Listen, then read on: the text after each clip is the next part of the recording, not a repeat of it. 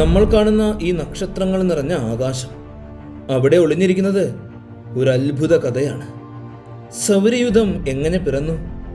ആകാശഗംഗയുടെ ആരംഭം എവിടെ നിന്നാണ്? ഇത്രയും വലിയ ഈ പ്രപഞ്ചം ഒരു ചെറിയ പൊട്ടിത്തെറിയിൽ നിന്നാണോ പിറന്നത്?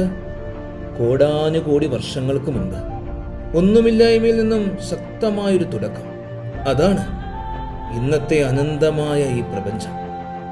ഗ്രഹങ്ങളും നക്ഷത്രങ്ങളും ഗാലക്സികളും ബ്ലാക്ക് ഹോളുകളും എല്ലാം ഒരേ കഥയുടെ ഭാഗങ്ങൾ. ഇന്ന് നമ്മൾ ആ യാത്രയിലേക്ക് പോവുകയാണ്. സൗരയൂഥം, ആകാശഗംഗ, പ്രപഞ്ചം, ഇവയുടെ ഉത്ഭവത്തിൻ്റെ അത്ഭുതങ്ങൾ അന്വേഷിക്കുവാൻ. ഇത് വെറുമൊരു കഥയല്ല, ഇത് നമ്മുടെ തന്നെ ഉള്ളിലെ കഥയാണ്. ഈ പ്രപഞ്ചത്തിൻ്റെ കഥ.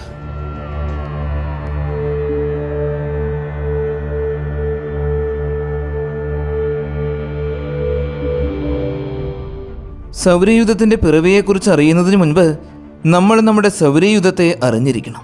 കാരണം ഒരു ഗ്രഹസമൂഹത്തിൻ്റെ ക്രമീകരണം തന്നെ അതിൻ്റെ ഉത്ഭവത്തെക്കുറിച്ച് പല സൂചനകളും നൽകുന്നു. ഇന്ന് സൗരയൂഥത്തിൻ്റെ പ്രായം ഏകദേശം 4.5 ബില്യൺ വർഷങ്ങളാണ്. ഇതിൽ 8 ഗ്രഹങ്ങളുണ്ട്. 4 ചെറുതും ശിലാസദൃശവുമായ ഗ്രഹങ്ങൾ: ബുധൻ, ശുക്രൻ, ഭൂമി, ചൊവ്വ. സൂര്യനോട് തൊട്ടടുത്തായിട്ടാണ് ഇവ സ്ഥിതി ചെയ്യുന്നത്. 4 വലിയ വാതക ഭീമന്മാരും ഐസ് ഭീമന്മാരും: ജൂപ്പിറ്റർ, സാറ്റേൺ, യുറാനസ്, നെപ്റ്റ്യൂൺ. സൂര്യനിൽ നിന്നും ഒരുപാട് അകലത്തിൽ. ഈ 8 ഗ്രഹങ്ങളിൽ 6നും കുറഞ്ഞത് ഒരു ചന്ദ്രനെങ്കിലുമുണ്ട്. എന്നാൽ വലുതായ ഗ്രഹങ്ങൾക്ക് ഡസൻ കണക്കിന് ചന്ദ്രന്മാരുണ്ട്. അവയിൽ ചിലത് അത്രയും വലുതും സങ്കീർണവുമായതിനാൽ വലിയൊരു ഗ്രഹത്തെ പോലെ തന്നെയാണ് അവ പെരുമാറുന്നതും. പക്ഷേ അവ വലം വയ്ക്കുന്നത് അവരുടെ ഗ്രഹങ്ങൾക്ക് ചുറ്റിലും തന്നെയാണ്. ഗ്രഹങ്ങളും ചന്ദ്രന്മാരും കൂടാതെ സൗരയൂഥത്തിൽ ഡസൻ കണക്കിന് ചെറിയ ചിഹ്ന ഗ്രഹങ്ങളും മില്യൺ കണക്കിന് ആസ്ട്രോയിഡുകളും ട്രില്യൺ കണക്കിന് മഞ്ഞ് മിശ്രിതമായ ചെറിയ കല്ലുകളും എല്ലാമുണ്ട്. ഇവയെല്ലാം പല വലയങ്ങൾക്കും ബെൽറ്റുകൾക്കും ഉള്ളിലൂടെയാണ് സൂര്യനെ വലം വെച്ചുകൊണ്ടിരിക്കുന്നത്. സൗരയൂഥത്തിൻ്റെ പുറംഭാഗം 3 പ്രധാന മേഖലകളായി തിരിച്ചിരിക്കുന്നു: Kuiper belt, scattered disc, Oort cloud. ഇവയെല്ലാം വോളട്ടൈൽ ഐസ് കൊണ്ട് സമ്പന്നമാണ്. വെള്ളം, മീഥെയിൻ, അമോണിയ പോലുള്ള വസ്തുക്കൾ. ഇവ ആദ്യം സൂര്യൻ്റെ തൊട്ടടുത്താണ് രൂപപ്പെട്ടത് എങ്കിലും വമ്പൻ ഗ്രഹങ്ങളുടെ ഗുരുത്വാകർഷണ ബലം മൂലം ഇവയെല്ലാം പുറത്തേക്ക് തള്ളപ്പെട്ടു. ഇവയിൽ ഏറ്റവും ഉള്ളിലുള്ളത് കുയിപ്പർ ബെൽറ്റാണ്. നെപ്റ്റ്യൂണിൻ്റെ സമീപത്തു നിന്നും ആരംഭിച്ച് ഏകദേശം 55 ആസ്ട്രോണമിക്കൽ യൂണിറ്റ് വരെ വ്യാപിച്ച് കിടക്കുന്നു. അതായത് സൂര്യനിൽ നിന്നും ഭൂമി വരെയുള്ള ദൂരത്തിൻ്റെ 55 മടങ്ങ് ദൂരം. അടുത്തത് സ്കാറ്റേൺ ഡിസ്ക്. ഇത് ഏകദേശം 100 ആസ്ട്രോണമിക്കൽ യൂണിറ്റുകൾ വരെ അകന്ന് കിടക്കുന്നു. അടുത്തത് വൂഡ് ക്ലൗഡാണ്.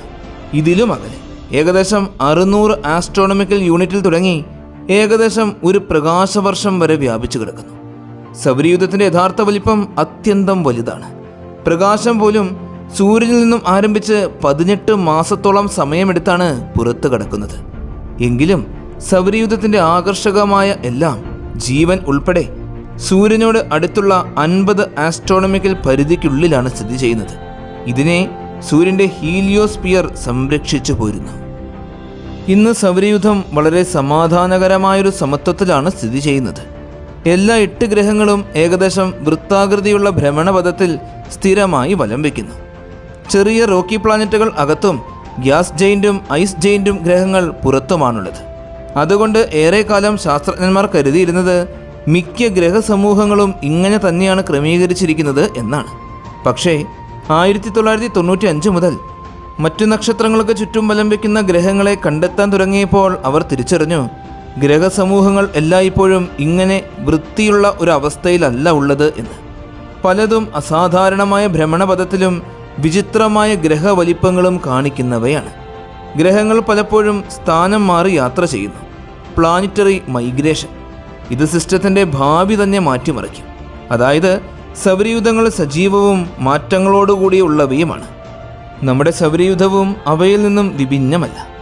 ഇന്ന് സമാധാനകരമായൊരവസ്ഥയുണ്ടെങ്കിൽ തുടക്കത്തിൽ ഇത് പൂർണ്ണമായും വ്യത്യസ്തമായിരുന്നു.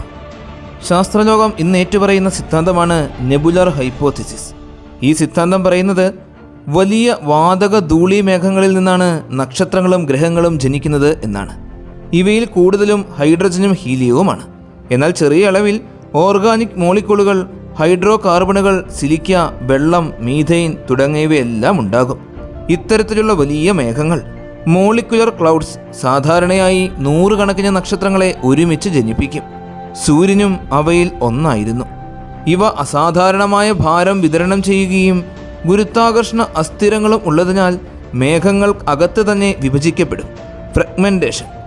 ചെറിയ പോക്കറ്റുകൾ അഥവാ പ്രോട്ടോസ്റ്റെല്ലാർ നെബുലകൾ രൂപപ്പെടും. ഇവിടെ സൂര്യനെ പോലുള്ള നക്ഷത്രങ്ങളും അവയുടെ ഗ്രഹങ്ങളും രൂപം കൊള്ളും.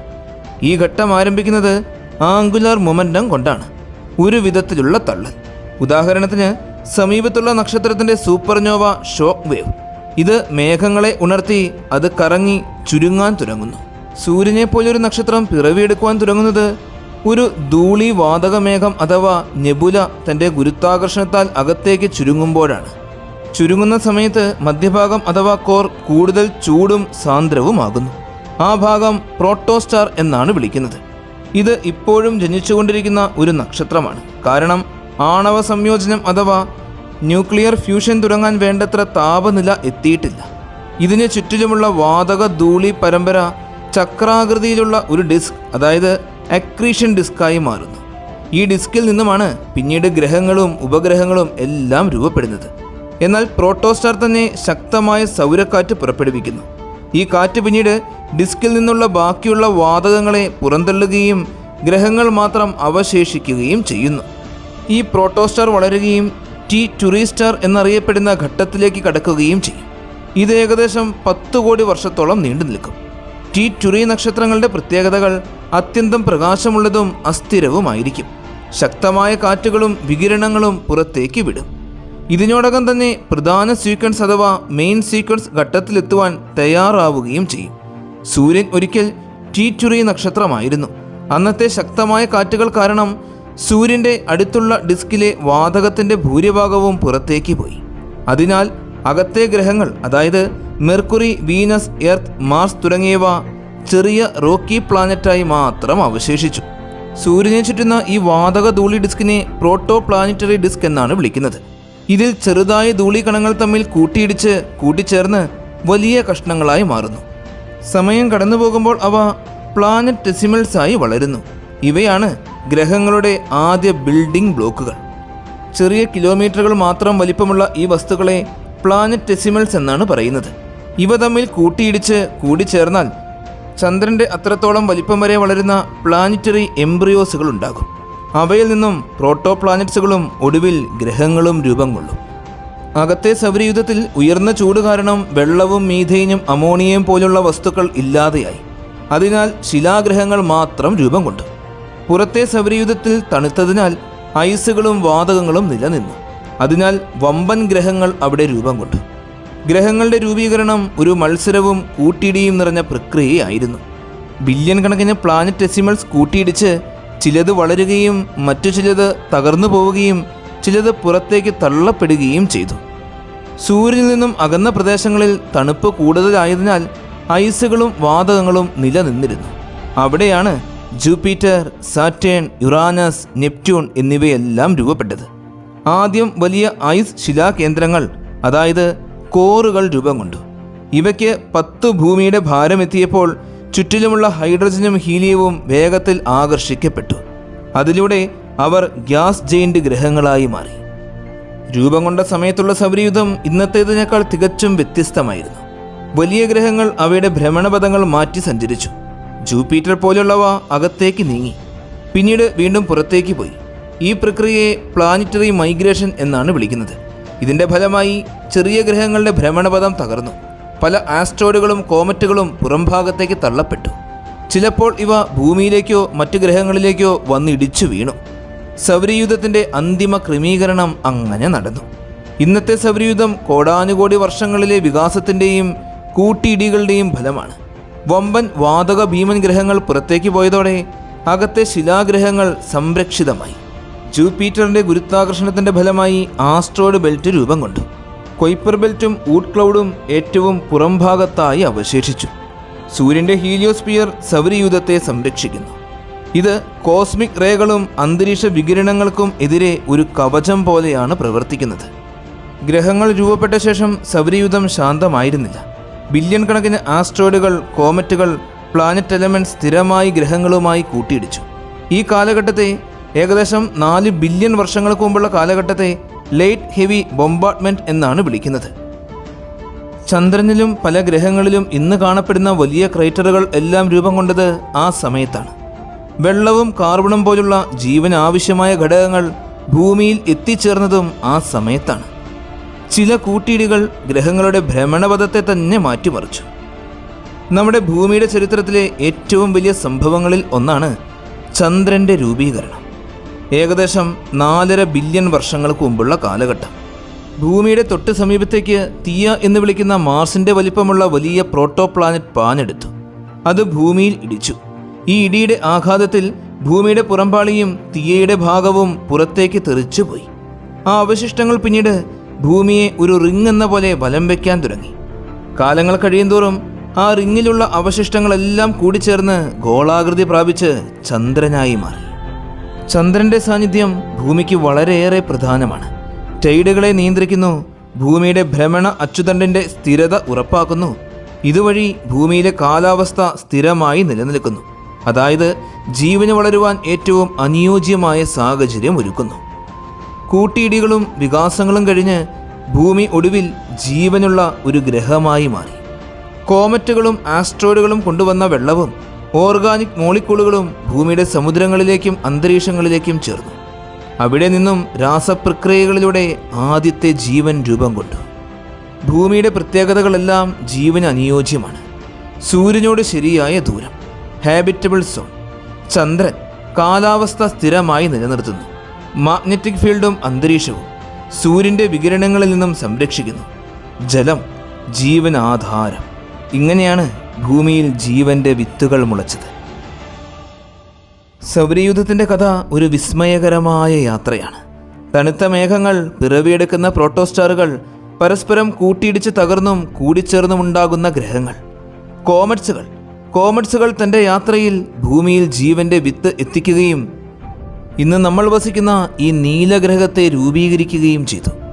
ഭൂമി ചന്ദ്രൻ്റെ കാവലോടെ ശരിയായ ദൂരം സൂര്യനിൽ നിന്നും പാലിച്ച് ജലവും ഓർഗാനിക് ഘടനകളും സ്വീകരിച്ച് ഒരു ജീവിത അഭയസ്ഥലമായി മാറി. സൗരയൂഥത്തിലെ ബഹുദൂരം മാറലുകൾ, ഗ്രഹങ്ങളുടെ സഞ്ചാരങ്ങൾ, വമ്പൻ വാതക ഗ്രഹങ്ങളുടെ വിക്രിയകൾ, ഇവയെല്ലാം കോസ്മിക് തന്ത്രങ്ങളാൽ നിർവചിക്കപ്പെട്ട കഥയുടെ ഭാഗമാണ്. ഇന്ന് ഭൂമി ജീവനെ സൃഷ്ടിച്ച സമതുലിതമായ അത്ഭുതപൂർവമായ ലോകമായി നിലകൊള്ളുന്നു. ഇത് എത്രയും വമ്പൻ കോസ്മോസിസിൻ്റെ അനന്തമായ മാറ്റങ്ങൾക്കിടയിലും നിലകൊള്ളുന്ന ഒരു വിജയം തന്നെയാണ്. മിൽക്കി വേ വളരെ പുരാതനവും ഭീമവുമായ ബാർ സ്പൈറൽ ഗാലക്സിയാണ്.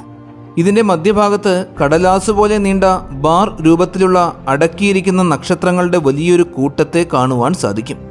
അതിനെ ചുറ്റിപ്പറ്റി ചുറ്റിലും വളഞ്ഞു നിൽക്കുന്ന പുതുമുഖമായതും അത്യന്തം ചൂടുള്ളതുമായ നക്ഷത്രങ്ങളും വാതകങ്ങളും അടങ്ങിയിരിക്കുന്ന സ്പൈറൽ കരങ്ങൾ വ്യാപിച്ച് കിടക്കുന്നു. ഈ സ്പൈറൽ ഘടനയാണ് നമ്മുടെ ഗാലക്സിയുടെ തിൻ ഡിസ്ക് ഘട്ടത്തെ നിർമ്മിക്കുന്നത്. ഇത് 1,00,000 പ്രകാശവർഷത്തിലേറെ നീളമുള്ളതാണ്. പക്ഷേ മിൽക്കി വേയുടെ യഥാർത്ഥ വലിപ്പം ഇതിലും ഒരുപാട് കൂടുതലാണ്. ഈ ചുരുങ്ങിയ സ്പൈറൽ ഡിസ്കിനെ ചുറ്റിപ്പറ്റി ആയിരക്കണക്കിന് പ്രകാശവർഷത്തോളം മുകളിലേക്കും താഴേക്കും വ്യാപിച്ചു കിടക്കുന്ന കൂടുതൽ വിചിത്രമായ ഭ്രമണപഥങ്ങളിലുള്ള നക്ഷത്രങ്ങൾ നിറഞ്ഞ തിക് ഡിസ്ക് നിലകൊള്ളുന്നു. ഇതിനും അപ്പുറം ഗാലക്റ്റിക് ഹാലോ, ഒരുപാട് വിതറിയ നക്ഷത്രങ്ങൾ, വാതകങ്ങൾ, പ്ലാസ്മ, കൂടാതെ പ്രാചീന ക്ലസ്റ്ററുകളും ഉപഗ്രഹ ഗാലക്സികളും അടങ്ങിയ വലിയൊരു അന്തരീക്ഷം ആകാശഗംഗയെ പൊതിഞ്ഞിരിക്കുന്നു. ആകെ കൂടെ മിൽക്കി വേയിൽ കുറഞ്ഞത് 100 ബില്യൺ നക്ഷത്രങ്ങളെങ്കിലും പരമാവധി 500 ബില്യൺ വരെ ഉണ്ടാകും. അതോടൊപ്പം അവയ്ക്കൊപ്പമുള്ള അത്രത്തോളം ഗ്രഹങ്ങളും. ഭൂമി ആ നക്ഷത്രങ്ങളിൽ ഒന്നായ സൂര്യൻ്റെ ചുറ്റിലും സഞ്ചരിക്കുന്ന ഒരു ചെറിയ ഗ്രഹം മാത്രമാണ്. ഇത് ഗാലക്റ്റിക് ന്യൂക്ലിയസിൽ നിന്നും 28,000 പ്രകാശവത്സരം അകലെയാണ് സ്ഥിതി ചെയ്യുന്നത്. ഒരു മുഴുവൻ ഭ്രമണം പൂർത്തിയാക്കുവാൻ ഏകദേശം 230 മില്യൺ വർഷങ്ങളോളം എടുക്കും. അതുമായി താരതമ്യപ്പെടുത്തുമ്പോൾ ഗാലക്സിയുടെ കേന്ദ്രത്തിൽ നിന്നും കൂടുതൽ അകലത്തിലുള്ള നക്ഷത്രങ്ങൾക്ക് 700 മില്യൺ വർഷം വരെ വേണം. ഹാലോയിലെ വസ്തുക്കൾക്ക് ഏകദേശം 1 ബില്യൺ വർഷം വരെ വേണ്ടിവരും. യഥാർത്ഥത്തിൽ മിൽക്കി വേ നമ്മൾ കരുതുന്ന പോലെ ഒരു സമയമാപിനി പോലുള്ള പൂർണ്ണ ക്രമീകരണമല്ല. അതിൻ്റെ സ്പൈറൽ ഡിസ്ക് ഘടന ഭീമമായൊരു ഗാലക്റ്റിക് സമുദ്രം പോലെയാണ്. അതിൻ്റെ കരങ്ങൾ ഗാലക്സിയുടെ പുരാതന ചരിത്രത്തിലേക്ക് കടന്ന ഗുരുത്വാകർഷണ തരംഗങ്ങൾ കൊണ്ടുള്ളതാണ്. ഈ തരംഗങ്ങളിൽ കുടുങ്ങിയ നക്ഷത്രങ്ങളുടെ പൊതുചലനവും വേഗതയും അളന്ന് അവയെ റിവേഴ്സ് എഞ്ചിനീയറിംഗ് നടത്തിയാൽ മിൽക്കി വേയുടെ ചരിത്രത്തെ മുഴുവൻ നമുക്ക് തിരിച്ചു പിടിക്കാനാകും. നക്ഷത്രങ്ങളുടെ സ്ഥാനവും വേഗതയും രേഖപ്പെടുത്തി അവയുടെ ഭൂതകാലവും ഭാവിയും ഗണിതശാസ്ത്രപരമായി കണക്കാക്കാം. അധികം നക്ഷത്രങ്ങളെക്കുറിച്ച് ഇത്തരത്തിലുള്ള വിവരങ്ങൾ കണ്ടെത്തിയാൽ മിൽക്കി വേയുടെ ഡൈനാമിക് ചിത്രത്തെ പരിപൂർണമായും വ്യക്തമായി തന്നെ നമുക്ക് വരയ്ക്കാനാകും. അതുകൊണ്ട് തന്നെയാണ് ആസ്ട്രോണമി നമ്മുടെ ഗാലക്സിയെ മനസ്സിലാക്കുന്നതിനുള്ള ഏറ്റവും പ്രധാനപ്പെട്ട ഉപാധിയാകുന്നത്.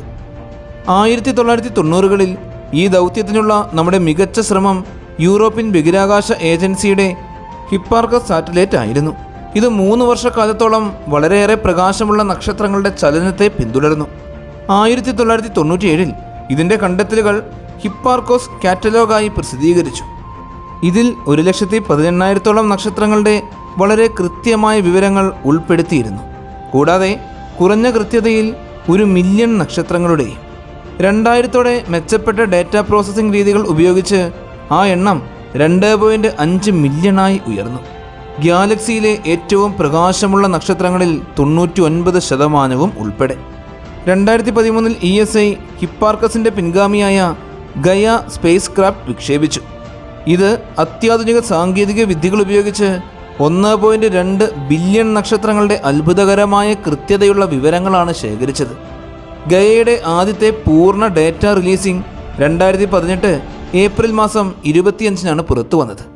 അതിനു പിന്നാലെ ശാസ്ത്രജ്ഞന്മാർ ഈ വമ്പിച്ച ഡേറ്റകളെ അടിസ്ഥാനപ്പെടുത്തി സൂപ്പർ കമ്പ്യൂട്ടറുകൾ ഉപയോഗിച്ച് മിൽക്കി വേയുടെ രൂപവികാസം സിമുലേറ്റ് ചെയ്തു. അതിലൂടെ അതിൻ്റെ ചരിത്രത്തിലെ പല അമ്പരപ്പിക്കുന്ന വെളിപ്പെടുത്തലുകളും കണ്ടെത്തപ്പെട്ടു. നമ്മൾ പറഞ്ഞ പോലെ തന്നെ മിൽക്കി വേയുടെ ചുരുങ്ങിയ സാന്ദ്രമായ ഭാഗത്തിനും അപ്പുറം ഗാലക്റ്റിക് ഹാലോ എന്ന വലിയ വിതറിയ അന്തരീക്ഷം നിലകൊള്ളുന്നുണ്ട്. ശാസ്ത്രജ്ഞന്മാർ വിശ്വസിക്കുന്നത് ഗാലക്സിയിൽ ആദ്യം രൂപം കൊണ്ട ഭാഗം ഇതാണെന്നാണ്. പാരമ്പര്യ മാതൃകകൾ പ്രകാരം ഗാലക്സികൾ രൂപപ്പെടുന്നതിന് മുൻപ് പുതിയതായി രൂപപ്പെട്ട നക്ഷത്രങ്ങളും വാതകങ്ങളും ബബിൾ പോലുള്ള ഗുരുത്വാകർഷണ കിണറുകൾക്കുള്ളിൽ ഒന്നിച്ചു ചേരുകയായിരുന്നു. ഇവയാണ് ഗാലക്സികളുടെ അടിസ്ഥാനങ്ങൾ. അതിനുശേഷം ബില്യൺ കണക്കിന് വർഷങ്ങളോളമായി അവയിൽ അടങ്ങിയിരിക്കുന്ന നക്ഷത്രങ്ങളും വാതകങ്ങളും ഒരുമിച്ച് ഒരു പൊതു സമതലത്തിൽ ചുറ്റി ഭ്രമണം ചെയ്തു. പിന്നീട് ആ വാതകത്തിൻ്റെ ചക്രാകൃതിയായ സ്പൈറൽ ഘടന ബില്യൺ വർഷങ്ങൾക്ക് ശേഷം രൂപം കൊണ്ടു. ഇതിൻ്റെ അടിസ്ഥാനത്തിൽ ഗാലക്റ്റിക് ഹാലോ ആണ് ആദ്യം രൂപപ്പെട്ടത്. അതിനാൽ തന്നെ മിൽക്കി വേയുടെ ഏറ്റവും പഴയ നക്ഷത്രങ്ങളെ അവിടെ കണ്ടെത്താമെന്നാണ് കരുതപ്പെടുന്നത്. വാസ്തവത്തിൽ അവിടെ പ്രാചീന നക്ഷത്രങ്ങൾ ഗ്ലോബുലർ ക്ലസ്റ്ററുകളായി കൂട്ടം ചേരുന്നുണ്ട്.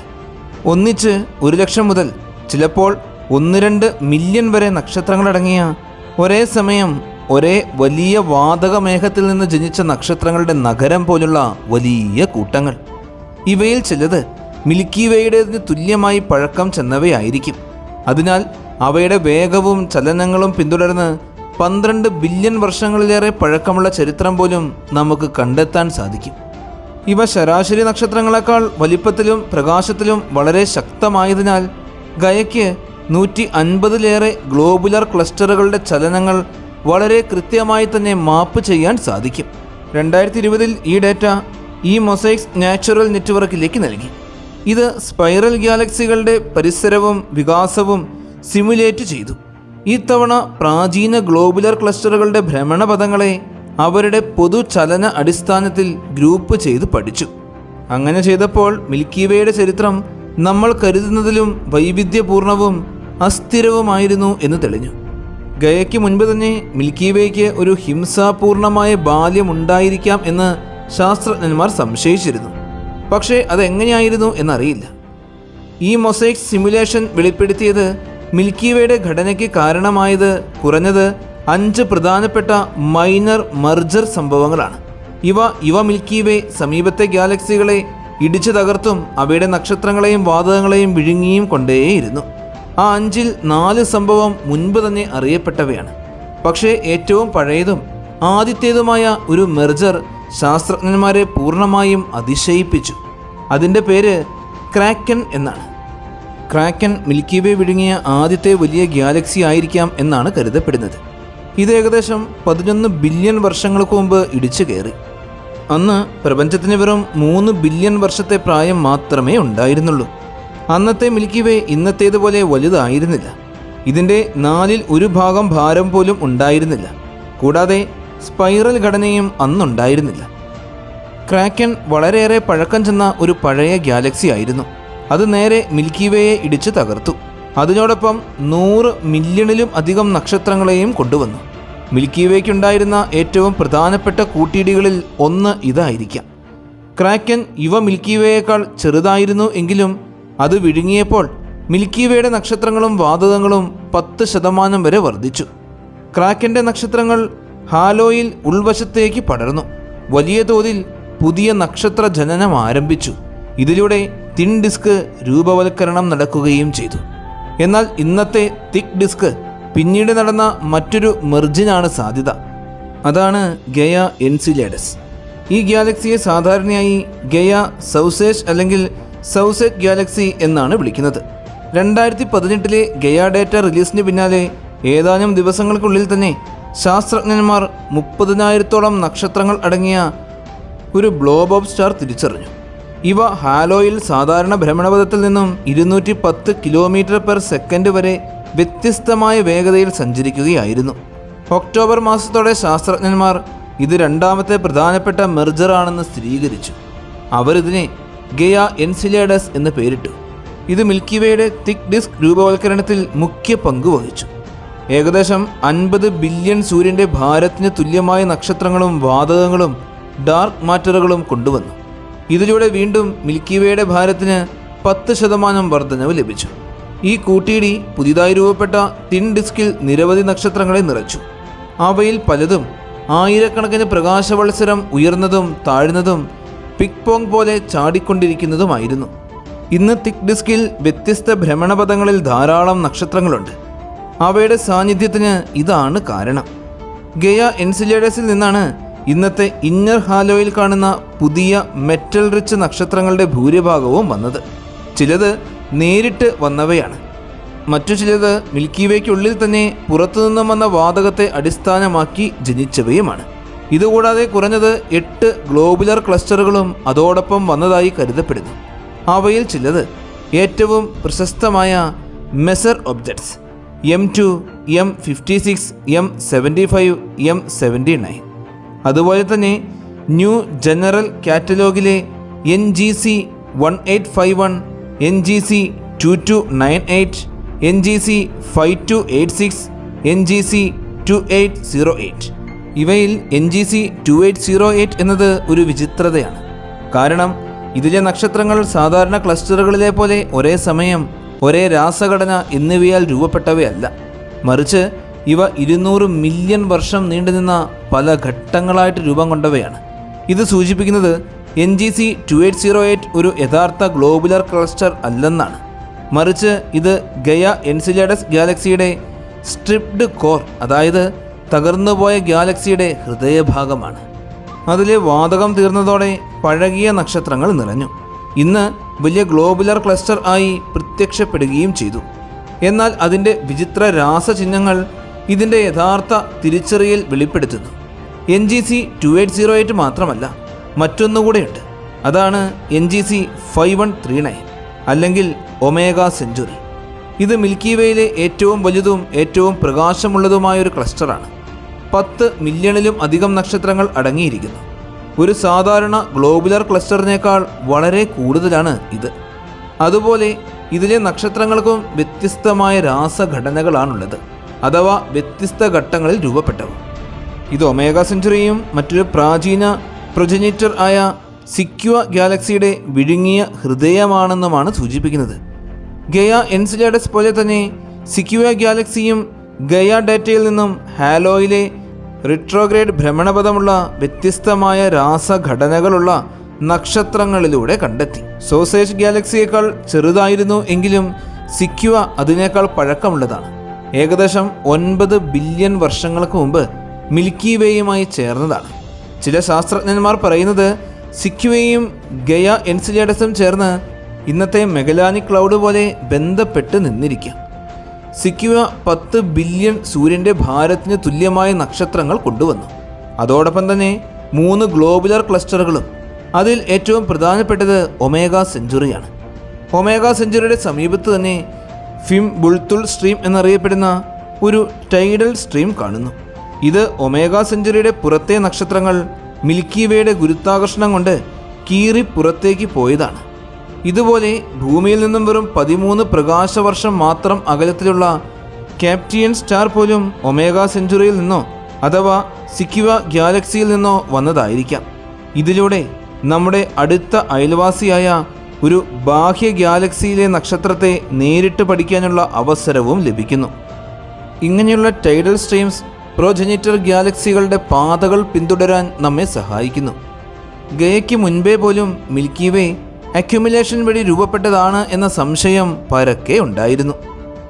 1999 പിന്നീട് ഗയ എൻസിലേഡസ് കണ്ടുപിടിച്ച സംഘത്തിൻ്റെ നേതാവായിരുന്ന അമിയ ഹെൽമി എന്ന ശാസ്ത്രജ്ഞ ഹിപ്പാർക്കസ് ഡേറ്റ പഠിച്ചു. അവിടെ 13 പ്രാചീന ലോഹങ്ങൾ കുറവുള്ള നക്ഷത്രങ്ങളുടെ ഒരു കൂട്ടം ഹാലോയിൽ കണ്ടെത്തി. അവയെല്ലാം ഒരേ ഭ്രമണപഥത്തിൽ സഞ്ചരിക്കുന്നതായി കണ്ടു. മിൽക്കി വേയുടെ സാധാരണ ഭ്രമണദിശയ്ക്ക് എതിർദിശയിൽ. ഈ കൂട്ടത്തെ പിന്നീട് ഹെൽമി സ്ട്രീം എന്ന് വിളിച്ചു. ഗയയുടെ സഹായത്തോടെ ഇന്ന് 100,000-ത്തിലും അധികം നക്ഷത്രങ്ങൾ ഈ ഗ്രൂപ്പിൽ ഉൾപ്പെടുന്നതായി തിരിച്ചറിഞ്ഞു. ഇത് ഹെൽമി ഗാലക്സി എന്നറിയപ്പെടുന്ന മറ്റൊരു ചെറു പ്രോജനറ്റർ ഗാലക്സികളുടെ അവശിഷ്ടങ്ങളാണ്. അതുപോലെ ഗയ വെളിപ്പെടുത്തിയ മറ്റൊരു മെർജർ സജിറ്റേരിയസ് ഡ്വാർഫ് ഗാലക്സി. ഇത് ഇപ്പോഴും മിൽക്കി വേയുമായി കൂട്ടിയിടിച്ചുകൊണ്ടേയിരിക്കുകയാണ്. സജിറ്റേരിയസ് ഭ്രമണപഥത്തിലൂടെ പലവട്ടം കടന്നു പോകുമ്പോൾ അതിൻ്റെ സ്വന്തം നക്ഷത്രങ്ങളും വാതകങ്ങളും കീറി നഷ്ടപ്പെടുന്നു. അവ മിൽക്കി വേയുടെ ഹാലോയിൽ ടൈഡൽ സ്ട്രീംസായി പടർന്നു കിടക്കുന്നു. ഇപ്പോഴത്തെ ഗയ ഡേറ്റ പ്രകാരം സജിറ്റേരിയസിൻ്റെ ഈ സ്വാധീനം മിൽക്കി വേയുടെ സ്പൈറൽ ആമിനെ പോലും മാറ്റിമറിച്ചിരിക്കാം. ഗാലക്സിയുടെ ചാഞ്ചാട്ടമുണ്ടാകാൻ കാരണമായത് ഇതായിരിക്കാം എന്നാണ് കരുതുന്നത്. അതായത് മിൽക്കി വേയുടെ ഘടന സ്ഥിരതയോടെ വളർന്ന ഒന്നല്ല, മറിച്ച് അനവധി കൂട്ടിയിടികളും വിഴുങ്ങലുകളും കൊണ്ടാണ് ഇന്നത്തെ രൂപം ലഭിച്ചത്. ഭാവിയിലും ഈ കഥ അവസാനിക്കുന്നില്ല. കാരണം 2.5 ബില്യൺ വർഷങ്ങൾക്ക് ശേഷം നമ്മുടെ മിൽക്കി വേ മറ്റൊരു വലിയ ഗാലക്സിയായ, അതായത് നമ്മുടെ ഏറ്റവും വലിയ അയൽവാസിയായ ആൻഡ്രോമഡ ഗാലക്സിയുമായി കൂട്ടിയിടിക്കും. ഇത് ചരിത്രത്തിലെ തന്നെ ഏറ്റവും വലിയ മേജർ മെർജർ ആയിരിക്കും. ഇരുവരും ചേർന്ന് ഒരു ഭീമൻ ഗാലക്സിയായി രൂപപ്പെടും. ശാസ്ത്രജ്ഞന്മാർ ഇതിനെ മിൽക്കോമേഡിയ എന്ന് വിളിക്കുന്നു. നമ്മൾ രാത്രി ആകാശത്തേക്ക് നോക്കുമ്പോൾ കാണുന്നത് വളരെ ശാന്തമായി വിരിഞ്ഞു കിടക്കുന്ന ഒരു വെളിച്ചപ്പാതയാണ് നമ്മുടെ മിൽക്കി വേ. പക്ഷേ ഈ സൗന്ദര്യത്തിന് പിന്നിൽ ഒളിഞ്ഞിരിക്കുന്നത് കൊടുങ്കാറ്റ് പോലുള്ള വലിയ ചരിത്രമാണ്. ഇന്ന് നമ്മൾ കണ്ടുപിടിച്ച കഥ നമ്മെ പഠിപ്പിക്കുന്നത് ഇതാണ്: മിൽക്കി വേ ഒരിക്കലും ഒരു ഏകീകൃത സ്വർഗീയ നഗരമായിരുന്നില്ല. അത് അനവധി ചെറിയ ഗാലക്സികളുടെ അവശിഷ്ടങ്ങളാൽ നിർമ്മിക്കപ്പെട്ട അതിഭീകര രൂപീകരണമാണ്. ക്രാക്കൻ, ഗയ എൻസിലേഡസ്, സെക്വായ, ഹെൽമി സ്ട്രീം, പേണ്ടസ് ഇവയാണ് നമ്മുടെ ആകാശഗംഗയെ ജീവിപ്പിച്ച 5 മഹത്തായ മുൻഗാമികൾ. അവരുടെ നക്ഷത്രങ്ങൾ, വാതകങ്ങൾ, ക്ലസ്റ്ററുകൾ എല്ലാം ചേർന്നാണ് ഇന്ന് നമ്മൾ കാണുന്ന ഈ പ്രകാശോജ്വലമായ നമ്മുടെ ഗാലക്സി പിറവിയെടുത്തത്. ഒരു കാലത്ത് സ്വതന്ത്രമായി നിലകൊണ്ടിരുന്ന ഗാലക്സികൾ ഇന്ന് നമ്മുടേതിൻ്റെ രക്തത്തിലേക്ക് അലിഞ്ഞു ചേർന്നിരിക്കുന്നു. അവയുടെ താരങ്ങൾ ഇന്ന് നമ്മുടെ ആകാശത്ത് തെളിഞ്ഞു നിൽക്കുന്നു. ചിലത് രാത്രിയിൽ നമ്മുടെ കണ്ണുകളാൽ കാണുന്ന നക്ഷത്രങ്ങളായി മാറി. മറ്റു ചിലത് ശക്തമായ ദൂരദർശിനിയുടെ കണ്ണുകളിൽ മാത്രം പ്രത്യക്ഷപ്പെടുന്ന സൂചനകളായി. മിൽക്കി വേയുടെ കഥ വെറുമൊരു ഗാലക്സിയുടെ മാത്രം കഥയല്ല, ഇത് സർവത്തിൻ്റെയും കഥയാണ്. നാശങ്ങളുടെയും സൃഷ്ടിയുടെയും പുനർജന്മങ്ങളുടെയും മരിച്ചുപോയ ലോകങ്ങളുടെയും ഓർമ്മകളാൽ തീർക്കപ്പെട്ട ഒരു ജീവനുള്ള സാക്ഷ്യം. ഈ വിശാലമായ പ്രപഞ്ചം എങ്ങനെ രൂപം കൊണ്ടു? ഈ ചോദ്യം നമ്മൾ ഒരുപാട് കേട്ടിട്ടുള്ളതാണ്. ഈ പ്രപഞ്ചം രൂപം കൊള്ളുന്നതിന് മുൻപ് ഇവിടെ എന്തായിരുന്നു ഉണ്ടായിരുന്നത്? മനുഷ്യരാശിയുടെ ചരിത്രത്തിലെ ഏറ്റവും വലിയ ചോദ്യം. ശാസ്ത്രജ്ഞന്മാർ ഇപ്പോഴും അന്വേഷിച്ചുകൊണ്ടേയിരിക്കുന്ന ഉത്തരം. ഇന്നേ വരെയുള്ള പഠനങ്ങളിൽ നിന്നും പല കാര്യങ്ങളും നമ്മൾ കണ്ടെത്തിയിട്ടുണ്ട്. അതെല്ലാം നമ്മെ അത്ഭുതപ്പെടുത്തുന്നവയാണ്. 20-ാം നൂറ്റാണ്ടിലാണ് ഈ രഹസ്യത്തിൽ വെളിച്ചം വീണത്. അതിന് നന്ദി പറയേണ്ടത് എഡ്വിൻ ഹബിൾ എന്ന ശാസ്ത്രജ്ഞനോടാണ്. ഒരു ദിവസം അമേരിക്കയിലെ സൗത്ത് കാലിഫോർണിയയിലെ മൗണ്ട് വിൽസണിൽ അദ്ദേഹം തൻ്റെ ദൂരദർശിനി ആകാശത്തേക്ക് തിരിച്ചു. അപ്പോൾ വരെ സാധാരണ ഗ്യാസിൻ്റെ മേഘങ്ങൾ പോലെ തോന്നിയിരുന്ന പല വസ്തുക്കളും യഥാർത്ഥത്തിൽ മറ്റ് ആകാശഗംഗകളാണ് എന്ന് അദ്ദേഹം കണ്ടെത്തി. അവ ധാരാളമുണ്ടെന്നും അത്രമാത്രമല്ല, അവ നമ്മിൽ നിന്നും അകന്നു പോവുകയാണ് എന്നും അദ്ദേഹം കണ്ടെത്തി. ഇത് ലോകത്തെ ശാശ്വതമായി മാറ്റിമറിച്ചൊരു കണ്ടെത്തലായിരുന്നു. അവ അകന്നു പോകുന്നു എന്നതിനർത്ഥം പ്രപഞ്ചം വികസിച്ചുകൊണ്ടേയിരിക്കുകയാണ് എന്നാണ്. അതായത് വ്യാപനത്തിന് ഒരു ആരംഭം വേണമല്ലോ. ശാസ്ത്രജ്ഞന്മാർ സമയത്തെ പിന്നോട്ട് സഞ്ചരിപ്പിച്ച് അതിൻ്റെ തുടക്കം കണ്ടെത്താൻ കഴിയും എന്ന ആശയം മുന്നോട്ട് വെച്ചു. വർഷങ്ങളോളമുള്ള പഠനത്തിന് ശേഷം അവർ വികസിപ്പിച്ചെടുത്തതാണ് ബിഗ് ബാങ് എന്ന തിയറി. എന്താണ് ഈ തിയറി പറയുന്നത്? ആദ്യം ഒന്നുമില്ലായിരുന്നു, സമയം പോലുമില്ല, സ്ഥലം പോലുമില്ല. എന്നാൽ ഒരു കാര്യമുണ്ടായിരുന്നു, കോസ്മിക് സിംഗുലാരിറ്റി. അതായത് പ്രപഞ്ചം ഒരിക്കലും കാണാനാകാത്ത അത്രത്തോളം ചെറുതും സാന്ദ്രവും തീപ്പൊരി ചൂടുമുള്ളതുമായ ഒരവസ്ഥ. നമ്മുടെ മുഴുവൻ പ്രപഞ്ചവും ചെറിയൊരു പന്തിൽ ചുരുട്ടി പൊക്കിയിരിക്കുകയാണ് എന്ന് കരുതൂ. അകത്തെ സമ്മർദ്ദവും ചൂടും അതിരൂക്ഷമായിരിക്കും. ഒരു ഘട്ടത്തിൽ അത് സഹിക്കാനാകാതെ പൊട്ടിത്തെറിച്ചു. ഇതാണ് ബിഗ് ബാങ്, എല്ലാം ജനിച്ച മഹാവിസ്ഫോടനം. ആ സമയത്ത് ചെറിയ ക്വാർക്കുകൾ, അതായത് നമ്മുടെ ലോകത്തെ നിർമ്മിക്കുന്ന സൂക്ഷ്മ കണങ്ങൾ, അവ എല്ലായിടത്തേക്കും ചിതറിപ്പോയി. പ്രപഞ്ചം തണുത്തപ്പോൾ ഗുരുത്വാകർഷണം പ്രവർത്തനം തുടങ്ങി. കണങ്ങൾ ഒന്നിച്ചു ചേർന്ന് ആറ്റങ്ങൾ, പിന്നീട് അണുക്കൾ, പിന്നീട് ആദ്യത്തെ നക്ഷത്രങ്ങളും ലോകങ്ങളും രൂപം കൊണ്ടു. ഇതെല്ലാം വെറും 12 മുതൽ 14 ബില്യൺ വർഷങ്ങൾക്ക് മുമ്പ് സംഭവിച്ച കാര്യങ്ങളാണ്. ഇപ്പോൾ നമ്മുടെ ഈ പ്രപഞ്ചം എങ്ങനെയാണ് ഉണ്ടായത് എന്ന് മനസ്സിലായില്ലേ? പക്ഷേ അതിനു മുൻപ് എന്തായിരുന്നു? ആലൻ ഹാർവി ഗുത്ത് എന്ന അമേരിക്കൻ ഭൗതിക ശാസ്ത്രജ്ഞൻ തൻ്റെ ജീവിതകാലം മുഴുവൻ ഇതിൻ്റെ ഉത്തരം കണ്ടെത്തുന്നതിനു വേണ്ടി മാത്രം മാറ്റിവെച്ച മനുഷ്യനാണ്. അദ്ദേഹം തൻ്റെ പരിശ്രമത്തിലൂടെ ബിഗ് ബാങ് സിദ്ധാന്തത്തിൽ പല പൊരുത്തക്കേടുകളും ചൂണ്ടിക്കാട്ടി. ഉദാഹരണത്തിന്, ദ്രവ്യത്തിൻ്റെ വിതരണം വളരെ സമവായമായിരുന്നു. എന്നാൽ അതെങ്ങനെ സാധ്യമായി? ചിത്രീകരിക്കുന്നതിനായി നമുക്കൊരു പരീക്ഷണം നോക്കാം. ഒരു പെയിന്റ് നിറച്ച ബലൂൺ മുകളിൽ കെട്ടിവെച്ചിരിക്കുന്നു. താഴെ വെളുത്ത ക്യാൻവാസ് വിരിച്ചു വെക്കുന്നു. ബലൂൺ പൊട്ടുമ്പോൾ നിറങ്ങൾ എല്ലായിടത്തേക്കും ചിതറിപ്പോകും. പക്ഷേ ഇതുപോലെ നമുക്ക് പ്രപഞ്ചത്തിൽ കാണുവാൻ സാധിക്കുന്നില്ല. അതിനു പകരം ക്യാൻവാസിൽ ഒരു ചെറിയ ചുവപ്പ് ബിന്ദു വരച്ച് അത് ക്രമേണ എല്ലാ ദിശയിലേക്കും സമമായി വ്യാപിക്കുന്നതായി ചിന്തിക്കും. ഇതാണ് യഥാർത്ഥത്തിൽ പ്രപഞ്ചത്തിൽ സംഭവിച്ചുകൊണ്ടിരിക്കുന്നത്. ഇതാണ് ഗുത്തിൻ്റെ ഇൻഫ്ലേഷൻ സിദ്ധാന്തം. ബിഗ് ബാങ്ങിന് മുൻപ് ഏതോ ഒരു ശക്തി ഉണ്ടായിരുന്നു. അത് ബിഗ് ബാങ്ങിനെ അതിവേഗം വ്യാപിപ്പിക്കുകയും എല്ലാം ഒരുപോലെ വിതരണം നടത്തുകയും ചെയ്തു. ഈ സിദ്ധാന്തം വലിയ വിജയമായിരുന്നു. ഇന്നും ഭൂരിഭാഗം ശാസ്ത്രജ്ഞന്മാർ ഇത് സ്വീകരിക്കുന്നുണ്ട്. എന്നാൽ എല്ലാവരും ഇതിൽ അത്ര തൃപ്തരല്ല. മാർട്ടിൻ ബൊജോവാൾട്ട് എന്ന ജർമ്മൻ ശാസ്ത്രജ്ഞൻ മറ്റൊരാശയം മുന്നോട്ട് വെച്ചു. നാം പറഞ്ഞ കോസ്മിക് സിംഗുലാരിറ്റി വെറും ശൂന്യതയിൽ നിന്ന് പെട്ടെന്നങ്ങനെ ഉണ്ടാകുമോ? അത് സാധ്യമല്ല. അപ്പോൾ അത് എവിടെ നിന്ന് വന്നു? ഒരു പഴയ ഘടികാരത്തിലെ പെണ്ടുലം നോക്കൂ. അത് അങ്ങോട്ടും ഇങ്ങോട്ടും തുല്യമായി ആടിക്കൊണ്ടിരിക്കും. ഇതാണ് സാധാരണ സമയത്തെക്കുറിച്ചുള്ള നമ്മുടെ ധാരണ. പക്ഷേ ക്വാണ്ടം സമയം ഇങ്ങനെയല്ല. അതൊരു സെക്കൻഡ് സൂചി പോലെയാണ്. ചെറിയ ഘട്ടങ്ങളിലായാണ് അത് പ്രവർത്തിക്കുക. ഒരു ഘട്ടത്തിൻ്റെ അവസാനം അടുത്ത ഘട്ടത്തിൻ്റെ തുടക്കമാണ്.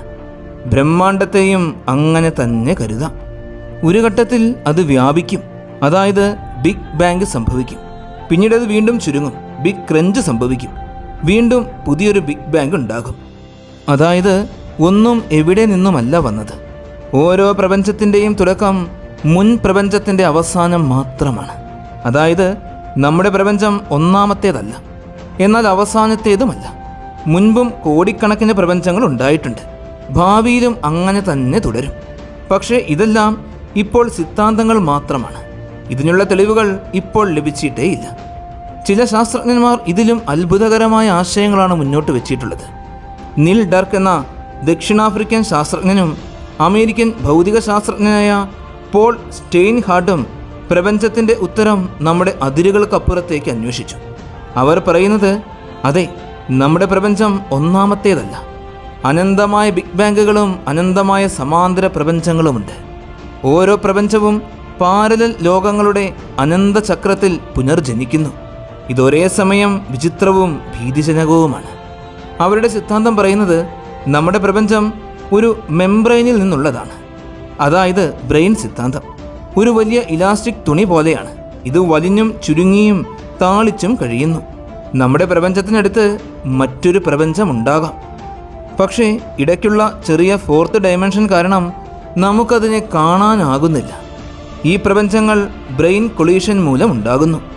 രണ്ട് മെംബ്രെയിനുകൾ വളരെ നേരം കൊണ്ടാണ് അടുത്തെത്തുന്നത്. ഒരു ദിവസം അവ കൂട്ടിയിടിക്കുമ്പോൾ രണ്ട് ബിഗ് ബാങ്കുകളും രണ്ട് പ്രപഞ്ചങ്ങളും ജനിക്കും. പിന്നീട് അവ വീണ്ടും മാറി വീണ്ടും കൂട്ടിയിടിക്കും. അങ്ങനെ പുതിയ പ്രപഞ്ചങ്ങൾ വീണ്ടും ഉണ്ടാകും. ഇത് സ്ട്രിംഗ് സിദ്ധാന്തത്തിലും എം സിദ്ധാന്തത്തിനും അധിഷ്ഠിതമാണ്. ശരിയാണെന്ന് തെളിയിച്ചു കഴിഞ്ഞാൽ നമ്മുടെ മുഴുവൻ പ്രപഞ്ചത്തെയും വിശദീകരിക്കുവാൻ ഇതിന് കഴിയും. പക്ഷേ ശാസ്ത്രലോകം എപ്പോഴും പുതിയ ആശയങ്ങളെ എളുപ്പത്തിൽ സ്വീകരിക്കുന്നില്ല. ഒരിക്കൽ ഭൂമി ഗോളമാണെന്ന സിദ്ധാന്തം പോലും ആളുകൾ നിഷേധിച്ചിരുന്നു. ബിഗ് ബാങ് സിദ്ധാന്തം വന്നപ്പോൾ പോലും പലരും പരിഹസിച്ചു. ഇന്ന് ഇതെല്ലാം ചരിത്രമാണ്. ഡർക്ക്, സ്റ്റെയിൻഹാർട്ട് എന്നിവർ പറയുന്നത് പുതിയ സത്യങ്ങളെ അംഗീകരിക്കുവാനും തങ്ങളുടെ വിശ്വാസങ്ങളെ മാറ്റുവാനും മനുഷ്യർക്ക് പേടിയാണ് എന്നാണ്. എന്നാൽ പേടിയും പോരാട്ടങ്ങളും കൂടാതെ ഒരു കണ്ടെത്തലും ഇന്നേ വരെ ഉണ്ടായിട്ടേയില്ല. നമ്മുടെ പ്രപഞ്ചം എങ്ങനെ രൂപം കൊണ്ടു എന്ന ചോദ്യം മനുഷ്യരാശിയുടെ ചരിത്രത്തിലെ ഏറ്റവും വലിയ രഹസ്യങ്ങളിൽ ഒന്നാണ്. ബിഗ് ബാങ് സിദ്ധാന്തം നമുക്കൊരു തുടക്കം കാണിച്ചു തന്നു.